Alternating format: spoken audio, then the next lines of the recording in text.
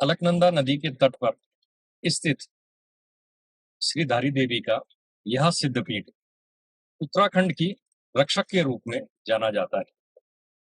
माता धारी देवी महाकालिंका का एक स्वरूप है, जिसके बारे में ये कहा जाता है कि यह माता दिन में 3 बार अपना चेहरा बदलती है।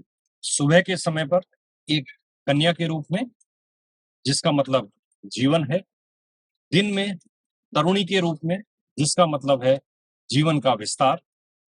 और सायंकाल जैसे सूरज अस्त होता है, उस समय माता का चेहरा एक वृद्धा के रूप में दिखाई देता है, जिसका मतलब है कि जीवन का एक तरह से अपने जीवन को समेटना। माता धारी देवी की उत्तराखंड में बहुत महिमा है। जैसा कि मैंने कहा है कि माता धारी देवी को उत्तराखंड का रक्षक कहा जाता है। एक समय में इस स्थान से कभी भी कोई भी लोग जाते थे, धारी देवी के स्थान पर माथा टेक के, धारी देवी के स्थान पर हवन यज्ञ और संकल्प करके ही आगे की यात्रा को पूर्ण करते थे। यहाँ तक कि आज के समय में भी व्यक्ति यहाँ पर इस सिद्धपीठ पर आकर तभी आगे की यात्रा सफल करता है और तभी वो उस यात्रा सफल भी मानी जाती है। आध्यात्मिक साधना के पर्पज से माता धारी देवी की मूर्ति में अगर आप देखेंगे, जैसा उनका तेज है, प्रसन्न मुख से मां भगवती मुस्कुरा रही हैं, उनके दांत साफ उसमें दिखाई दे रहे हैं। जितना उनका रौद्र रूप दिखाई देता है, यह रौद्र रूप के दर्शन करते हुए ही आपके जीवन की सारी बाधाएं, आपकी नजर, हाक टोक, नजर आदि व्याधि, शोक, संताप, सबका हरण माता के एक बार के दर्शन से ही हो जाता है।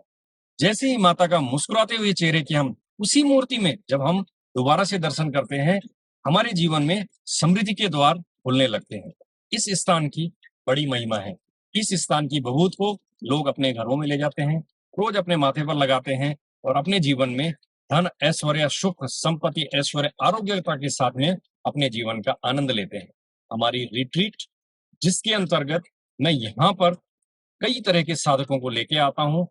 मैं जब कभी भी इस रास्ते पर जाता हूँ, इस सिद्धपीठ के दर्शन करने के लिए हमेशा लोगों को प्रोत्साहित करता हूँ, क्योंकि इस सिद्धपीठ की महिमा मैं अगर कह पा रहा हूँ तो मैया की करुण कृपा ही है। और इस सिद्धपीठ की महिमा, इस माता की धारी देवी के दर्शन की महिमा जो व्यक्ति करता है, वही इसके महिमा जानता है।